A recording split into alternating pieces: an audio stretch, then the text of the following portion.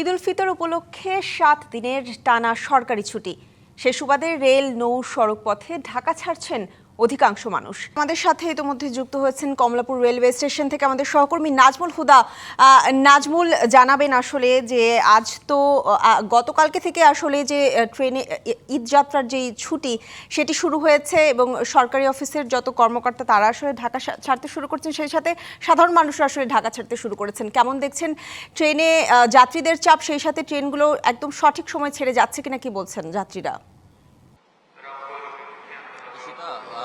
আজকে ভোর থেকে কিন্তু যাত্রীদের চাপ রয়েছে। আজকে ঈদের যে সরকারি অফিস ছুটি, সেই অফিস ছুটির দ্বিতীয় দিন এবং ট্রেন যাত্রার ষষ্ঠ দিন। তো এই দিনে কিন্তু যাত্রীর প্রচুর চাপ রয়েছে। আমি আমার পেছনে একটু দেখাই যে মূল ফটক ধরে কিন্তু যাত্রীরা আসছেন প্ল্যাটফর্মের ভেতরে, তারা প্রবেশ করছেন এবং তাদেরকে তাদের যেই নির্ধারিত যে টিকিট, সেই টিকিট রয়েছে কিনা সেটি কিন্তু পুরোপুরিভাবে শতভাগ নিশ্চিত হয়েই তাদেরকে প্ল্যাটফর্মের ভিতরে প্রবেশ করতে দিচ্ছেন। এবং সকাল থেকে এখন পর্যন্ত 10টি থেকে 11টির মতো ট্রেন ছেড়েছে এবং প্রত্যেকটি ট্রেনই একদম নির্ধারিত সময় মতোই ছেড়েছে। অর্থাৎ এখন পর্যন্ত কোনো ট্রেন যে শিডিউল বিপর্যয়ের মতো ঘটনা আমরা দেখিনি। যাত্রীদের চাপ রয়েছে, অনেকেই প্ল্যাটফর্মে বসে আছেন।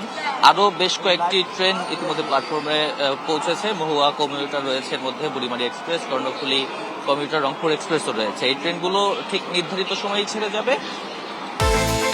বিকাশ পেমেন্টে 10,000 টাকার বেশি অফার। শপিং চলছে তো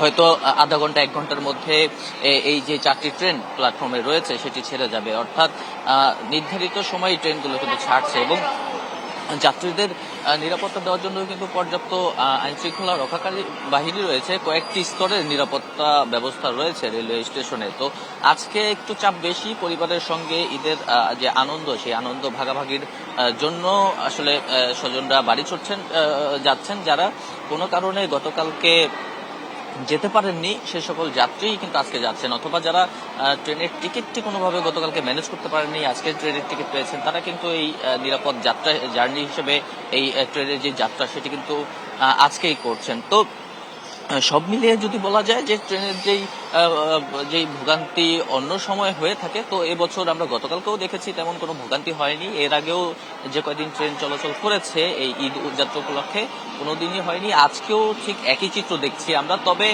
আগামীকাল পরশু কেমন চিত্র হবে সেটা আগামীকাল পরশুই বলা যাবে।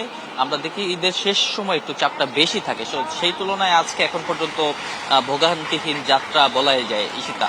জি নাজমুল, আপনাকে ধন্যবাদ।